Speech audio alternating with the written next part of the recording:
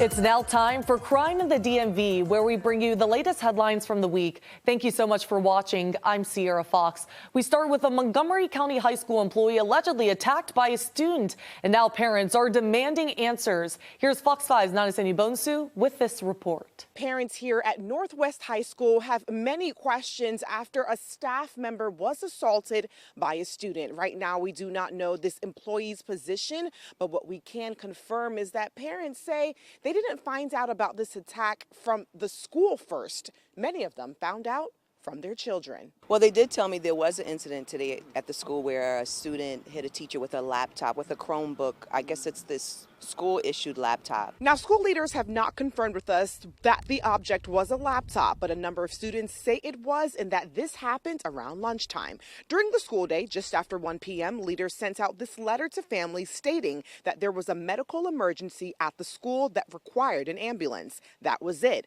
Parents started reaching out to Fox 5 saying it was more than what was described in the first letter. After following up with the school, the principal, Scott Smith, sent out a follow-up email around 5 o'clock this afternoon stating that a staff member was indeed hit by a student. Tonight, parents are asking why the school kept important information out of the first letter. I thought it was just a teacher maybe sick or something. And then the fact that they weren't honest, or, they just didn't reveal all the details that I had to hear from my kids, that's a concern. The truth. Just tell us what happened so we know what's going on. Now, this isn't the first time we are hearing parents call for transparency. If you remember, last month, a student was arrested after school in connection to a shooting, but parents weren't notified till days later, forcing the school to hold a safety meeting with parents to address their concerns. Now, going back to today's incident, the principal here at Northwest High School says police were called and this is an ongoing investigation. And when it comes to the student involved in this incident, Principal Smith says the student will be disciplined and could face expulsion as well as criminal charges, but those charges will be left to Montgomery County Police. There's concern for students in Southeast D.C. after some were robbed at gunpoint for their designer shoes. Fox 5's Homa Bash has reaction. First of all, thankfully, those students were not hurt, but all three had their pricey sneakers stolen this morning on their way to school by a man with a gun. Kids we spoke to say they're honestly not surprised. Pricey clothing items are pretty common around here, and sadly, so are robberies like this one. Here's one high schooler we talked to who wanted to remain anonymous for his safety, so we altered his voice and we're not showing you his face. I mean, every school in D.C., all these kids, we all wearing expensive clothes. That's normal with us. So they know that most of us gonna have expensive clothing on, so they'll scout out, see who got it, take it, and then be on their way. How much does the pair of shoes you're wearing right now cost? $1,100. So today's robbery happened on 4th Street Southeast just before 9 this morning, right outside of Ballou High School and a preschool. It is a main road. Students say it gets busy before and after classes, but they're usually used to seeing cops patrolling. We saw plenty of officers after school today all around, on foot and in marked cruisers. The students say a man with a gun came up to them and demanded their shoes. They grabbed them, then took off when he saw a police car turn onto the street. The suspect was wearing a blue moose knuckle coat. That runs about $1,000, by the way, and was in a gray four-door Kia hatchback with Maryland tags. Last month, Fox 5 told you about $1,000 Lon Vaughn sneakers stolen from students at gunpoint at a school bus stop in Prince George's County. It's crazy out here. It is. It's crazy. I feel scared for the kids. Every day they leave out to come to school. Parents can't buy them nothing nice or nothing good because you got other people that's around that's less unfortunate that want to take other things that don't belong to them. We can't even wear the sneakers that we want because of just the nature of today's society. So the shoes that were stolen this morning, 2 pairs of Jordans, those run between $200 to $300, and a pair of Balenciaga sneakers, those cost $1,100. Staying in the district, a man fights off 3 teens accused of trying to carjack him at a D.C. gas station, and it was all caught on camera. Fox 5's Shamari Stone shows us. The surveillance video is dramatic. That D.C. bartender is fortunate he wasn't seriously hurt after fighting off these violent teens.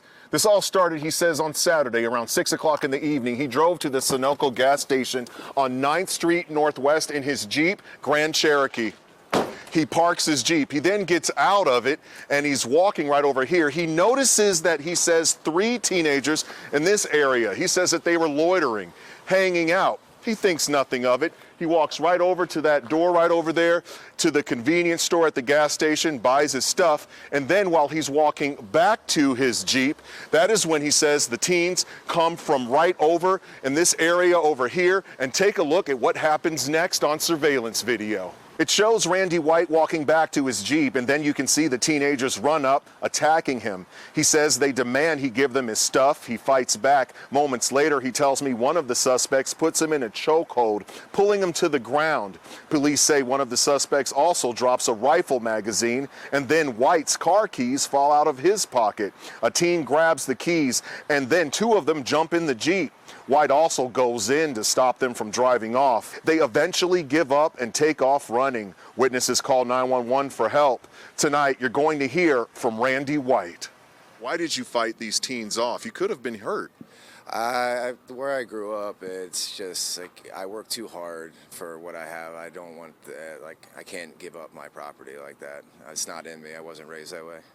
And what was going through your mind during what was happening? At the time, it was just like defend yourself and keep your stuff. Like I was just hoping that they would see that I'm resisting them, and they would have just given up and went off. But that wasn't the case. Why weren't they able to steal your Jeep?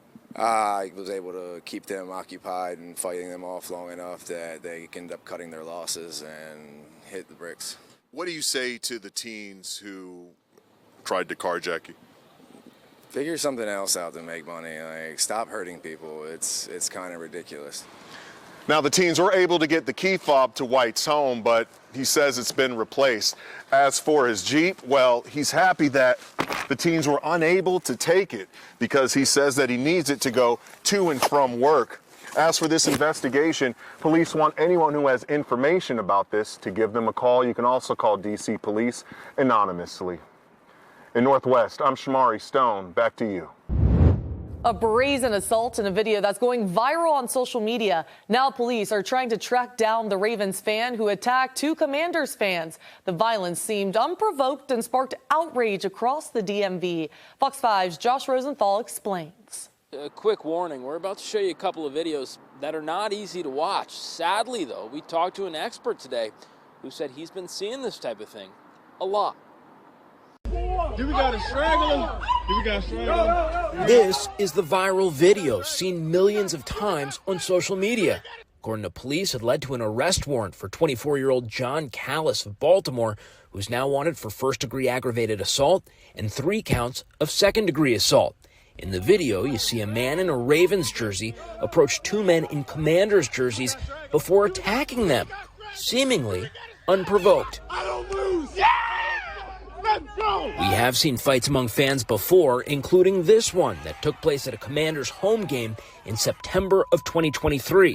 This is what then head coach Ron Rivera had to say at the time. We just got to understand, let's just treat each other the same way and just understand it's all about, enjoying the game and the atmosphere. But at least one researcher says he believes this problem is getting worse. Since COVID, we've had a rash of fan behavior issues in this country relative to professional sports and college sports. Lou Marciani is the director of the Innovation Institute for Fan Experience. He told us one thing he's pleased to see in this most recent incident is accountability because of the criminal charges.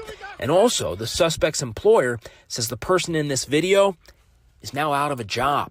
Whether you're stealing out of a store or you're hitting someone, if you don't have some type of repercussion or consequence to it, then it'll continue. And I think this is why this is so significant.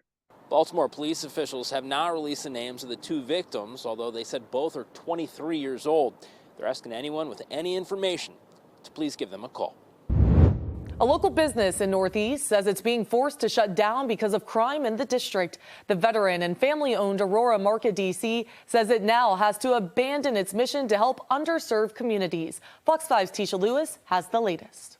Well, we're told this is at least the 4th time that this business has been robbed.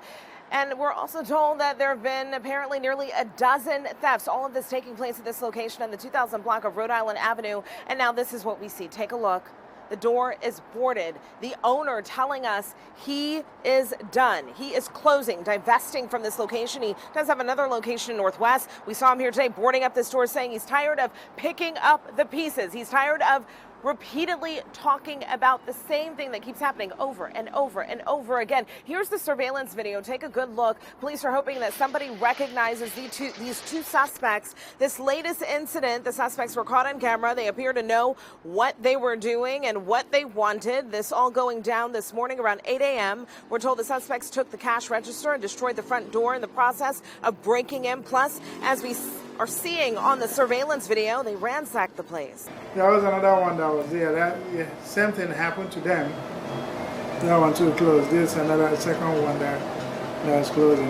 Yeah, so sad. Genius Nakuba owns the business next door to the Aurora Market, D.C. He says the previous business in this same location also had repeated robberies and decided to close. He believes that the type of business may be playing a factor. He operates a printing service. Well, that does it for this week's Crime in the DMV. Make sure you tune in next week to stay ahead with Fox 5 right here on Fox Local as we continue to bring you the latest updates.